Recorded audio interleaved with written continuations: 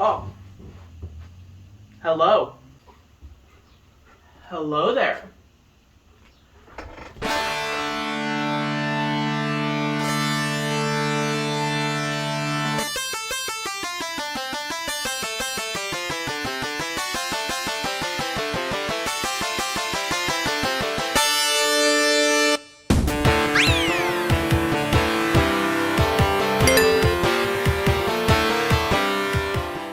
Came out in 2018, around the same time every other sim game was getting big. Streamer life sim, border officer sim, drug dealer sim, you know the deal.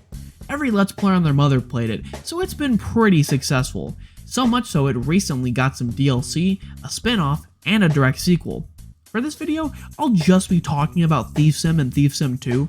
If y'all ask, I might cover the spin-off, but I haven't heard much about it, so there's not much interest there from me. So, when do I come into this? Hey, put that down. Thief Sim 1 is a pretty simple game, and one that I hold generally positive opinions on. I enjoy it so much I've played the PC and the Switch version for about 70 hours, and spoiler alert, they both run suboptimally. Okay, let's get this out of the way first. My PC is underpowered.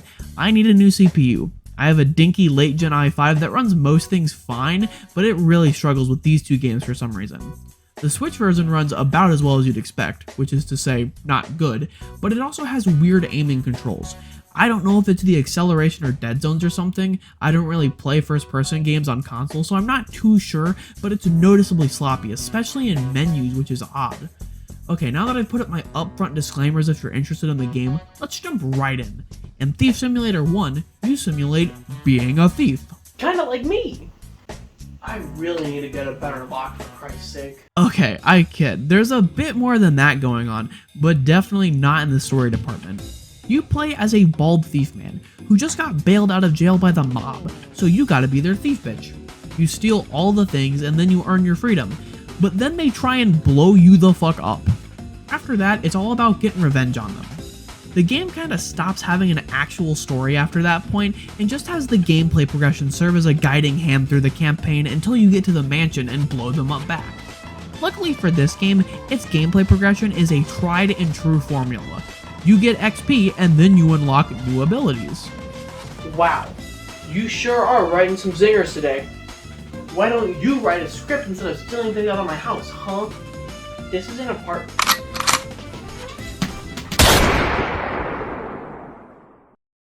Alright, now that I've solved that problem, we can get into the basic gameplay loop for real. There are a couple of different neighborhoods, but you have to unlock them gradually, and some are DLC. The first is dirt poor, and a good starting point to get used to thieving. You have a few basic tools, a lockpick, crowbar, flashlight, and when you steal stuff and leave the neighborhood, you get XP. The XP allows you to unlock skills which permit you to buy thief equipment. There's loads to unlock as well, from more advanced lockpicks for stronger locks, hacking skills for home security systems, and even the James Bond-ass window cutter, which you'll use a lot. This system is very simple, but adds drive to gameplay in ways you may not expect. Let's say, for instance, you may want to rob some random house. It might have something you can't get around yet, like a lock or a certain type of security measure, so you either find another way in, or if that's the only way, you have to come back later, which gives you a reason to keep playing so you can come back and finish it. Due to the variety of different levels of security, you can always feel some sort of progression during the main story. Why you want to rob the house is a different matter entirely. It might be main story related, or it might have some contract loot. On the dark web, you can accept contracts for certain items, which gives you a reason to visit certain houses. You can also buy info on houses. The info system is pretty dang cool if you ask me, one of the best parts in terms of immersion. You stake out NPCs and learn their routines, which lets you see them through walls, which makes sneaking a lot less risky.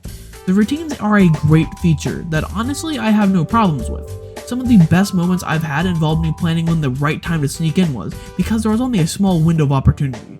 Pretty cool stuff. You're also allowed to mark cameras and certain fixtures like a vine you can climb, which helps for revisits.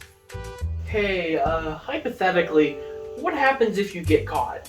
How are you still alive? Wait, no, actually, thank you for asking. I want to talk about that. The systems in place for getting caught are actually one area I think this game has a lot of missed potential. In early neighborhoods, if you're spotted, they call the police and they actually drive into the neighborhood just like you do. So you can make the choice of hiding and waiting for them to leave and trying to make a getaway with them on your tail. Either way, your experience gain goes in the trash and the area is now on high alert, so you're really incentivized to not get caught.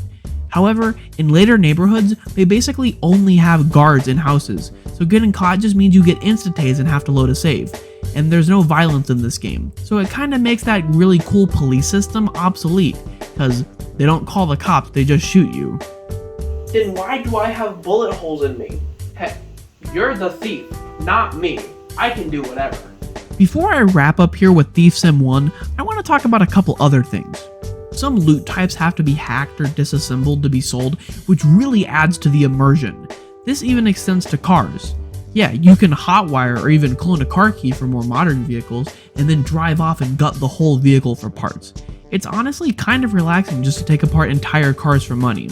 And I wanted to tell you guys who might not know, but using the van as a method of jumping fences is very effective, and breaks the progression in some places. It makes later houses much easier. And spoiler alert, it also works in Thief Sim 2. They've tried to prevent it by usually having duplicates of the same lock type, so if you jump a fence to get past the level 3 lock, the front door is probably a level 3 lock as well. But still, it's interesting enough and I use it all the time. Overall, Thief Sim 1 is a fairly fun time to hop into if you don't want something more complicated like, say, Hitman. No, I don't have a physical copy of The World of Assassination.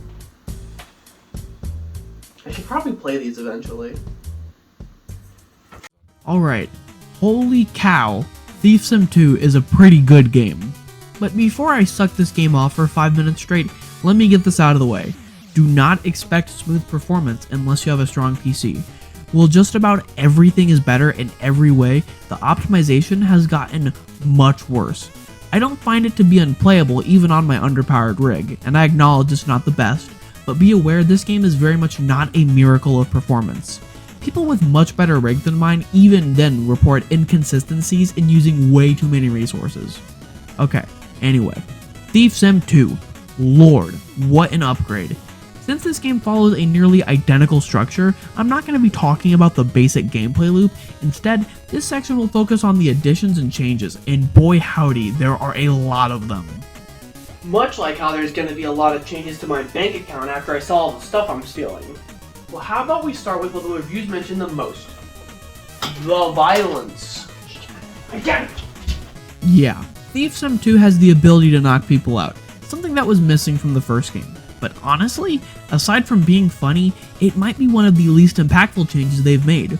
The one that I find the most impactful personally is the vastly improved NPCs in world. In Thief Sim 1, they're rigid, only the residents actually matter and they're pretty dumb. They only react to unlocked doors and whatever they can see or hear, which is basically nothing. They also have static routines that make some houses a total breeze as mentioned before. Thief Sim 2 totally overhauls all of this. To start with, they're much more aware, and there are different things that can impact how aware they are. They're also routinely armed, which adds risk back now that you can knock people out. The new calendar system can change how nervous residents are. Some days they're super aware, and some days they're more chill. There's even some days where basically everyone leaves the house at a certain time, so you can plan big thieving escapades around certain days of the month. However, if you're like me, basically every day is gonna be Burglar Awareness Day because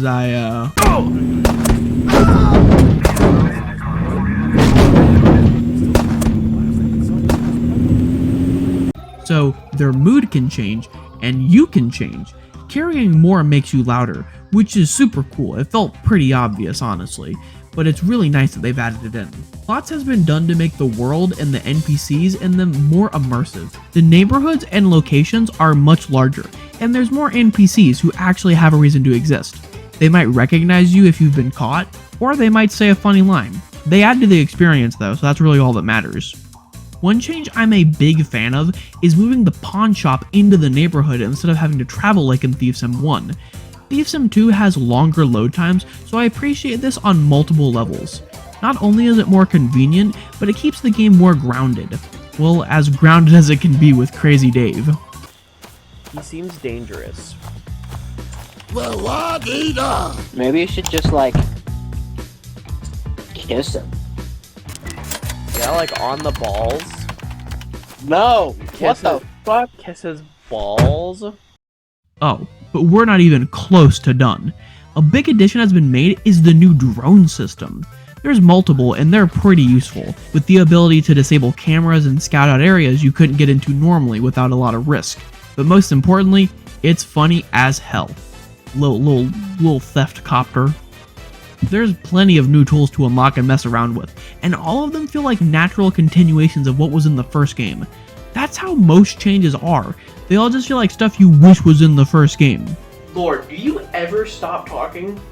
I'm sorry, am I not interesting enough for you? Do I need to play fucking Subway Surfers for you to stay entertained while you're robbing me? Whoa, chill out. Not that deep. No.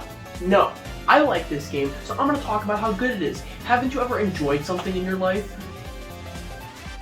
Well, I did, before it was taken from me. And this is how you're getting back at them? From stealing from me? You're not my dad!